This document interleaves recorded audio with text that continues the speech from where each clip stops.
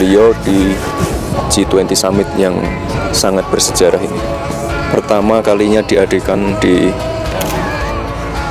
Presiden Afrika Selatan Cyril Ramaphosa menutup KTT di Johannesburg dengan memukul palu sidang sesuai dengan tradisi G20.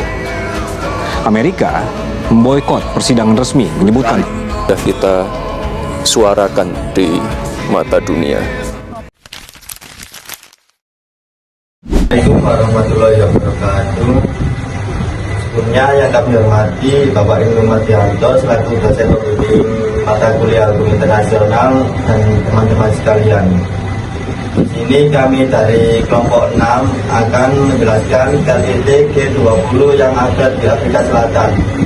Perkenalkan terlebih dahulu kelompok kami yang beranggotakan saya sendiri Muhammad Saifullah, dan rekan saya Muhammad Nabil Abdiyudawadayan, dan Maulana Ahmad Al-Fatoni, dan yang terakhir ada Mas Noval Bali. Selanjutnya yaitu akan masuk ke pembahasan. Bayangkan sebuah perusahaan digital internasional memperoleh keuntungan triliunan rupiah dari masyarakat Indonesia, tapi pajak yang dibayarkan justru sangat kecil. Di era digital memang dapat bergerak lintas negara hanya dalam hitungan detik. Namun pertanyaannya, apakah hukum internasional ini sudah mampu mengaturnya? Nah, inilah yang menjadi perhatian utama dalam KTT G20 di 2025 di Afrika Selatan.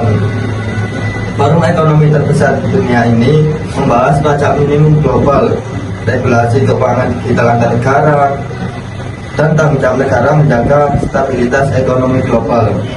Lalu, mengapa isu ini penting bagi Indonesia, dan apakah hukum internasional benar-benar mampu mengendalikan ekonomi digital di dunia?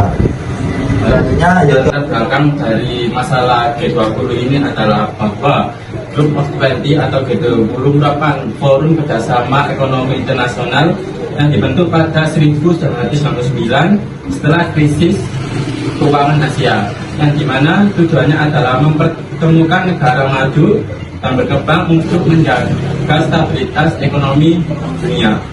G20 terdiri dari negara dengan kekuatan ekonomi terbesar di dunia, termasuk Indonesia, Amerika, China, Jepang, dan Uni Eropa.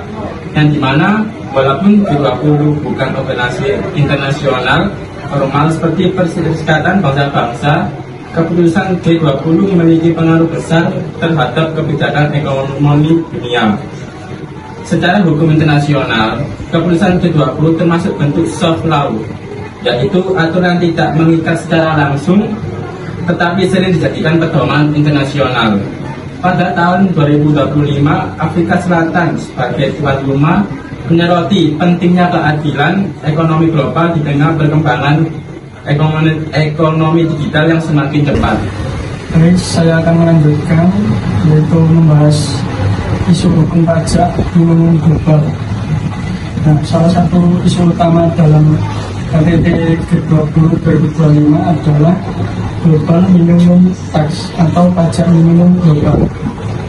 Masalahnya sederhana dan serius.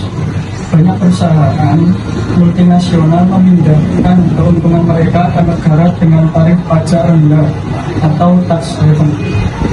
Akibatnya, negara tempat perusahaan itu sebenarnya memperoleh keuntungan justru kehilangan pemasukan pajak.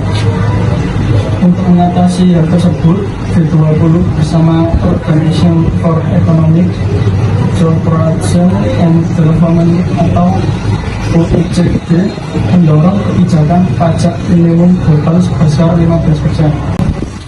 Artinya, perusahaan multinasional harus tetap membayar pajak minimum dimanapun mereka beroperasi. Dalam perspektif hukum internasional, kebijakan ini berkaitan dengan prinsip kerjasama internasional dan keadilan ekonomi global. Dasar hukumnya dapat dikaitkan dengan sumber hukum internasional menurut pasal 38 Statuta Mahkamah Internasional, yaitu yang pertama itu ada perjanjian internasional, yang kedua kebiasaan internasional, yang ketiga prinsip hukum umum, dan yang keempat, doktrin para ahli hukum internasional. Selain itu, kebijakan ini juga didukung oleh dokumen resmi OECD atau G20 Inclusive Framework on BEPS atau Best Ratio and Profit Shifting. Bagi Indonesia, kebijakan ini penting karena dapat meningkatkan penerimaan negara dari perusahaan digital internasional yang memperoleh keuntungan besar dari pasar Indonesia. Untuk selanjutnya yaitu saya akan membahas regulasi keuangan digital antar negara. Jadi selain pajak global, G20 juga membahas regulasi keuangan digital antar negara. Nah, saat ini transaksi keuangan digital berkembang sangat cepat melalui yang pertama ada fintech, terus ada e-commerce, ada kripto, hingga sistem pembayaran digital internasional. Nah, masalahnya transaksi digital ini tidak mengenal batas negara. Akibatnya muncul pertanyaan hukum. Negara mana yang berhak mengatur? Terus siapa yang bertanggung jawab jika terjadi kejahatan digital? Dan bagaimana perlindungan data pengguna dilakukan? Nah, dalam hukum internasional, persoalan ini berkaitan dengan prinsip yurisdiksi negara, yaitu kewenangan negara, terus kedaulatan negara, dan kerjasama internasional. Nah, karena itu G20 menekankan pentingnya harmonisasi regulasi internasional untuk mencegah pencucian uang, melindungi data keuangan, mengawasi aset kripto, dan menjaga stabilitas sistem keuangan global. Nah, tanpa regulasi internasional yang jelas, maka masyarakat dapat menjadi korban penipuan digital dan kejahatan cyber lintas negara. Selanjutnya dari mata ini yaitu tanggung jawab negara dalam stabilisasi ekonomi global, yang dimana dalam KTT 30 tahun 2025 juga menegaskan bahwa stabilitas ekonomi global adalah tanggung jawab bersama seluruh negara. Dalam hukum internasional modern, negara tidak hanya bertanggung jawab terhadap rakyatnya sendiri, tetapi juga terdapat stabilitas sistem internasional. Prinsip ini dikenal sebagai International Cooperation atau kerjasama internasional. Prinsip tersebut tercermin dalam piagam PBB yang mendorong negara-negara bekerjasama menciptakan kesejahteraan internasional.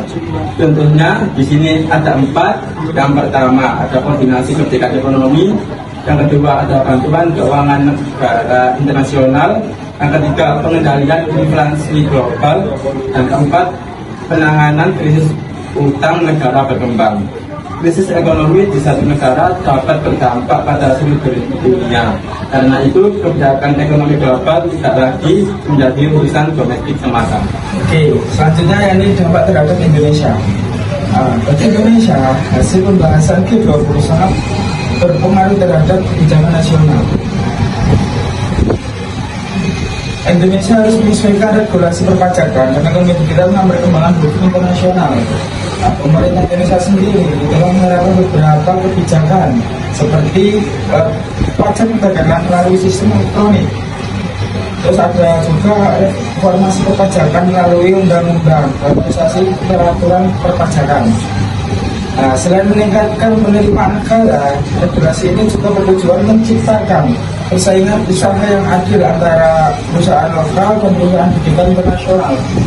Namun, Indonesia juga menghadapi tantangan besar, yaitu menjaga keseimbangan antara investasi asing dan kedaulatan ekonomi nasional. Baik, saya selanjutnya akan membahas pandangan menurut kelompok kami dari hasil konferensi tingkat tinggi Group of 20. Menurut kelompok kami, hasil KTT G20 2025 memang menunjukkan kemampuan penting dalam tata kelola ekonomi global. Namun, masih terdapat beberapa kelemahan. Yang pertama, keputusan G20 sebagian besar masih bersifat soft law, sehingga tidak memiliki kekuatan mengikat yang kuat. Yang kedua, negara berkembang sering memiliki posisi tawar lebih lemah dibanding negara maju dalam menentukan kebijakan ekonomi global. Yang ketiga, perkembangan teknologi digital jauh lebih cepat dibandingkan perkembangan regulasi hukum internasional.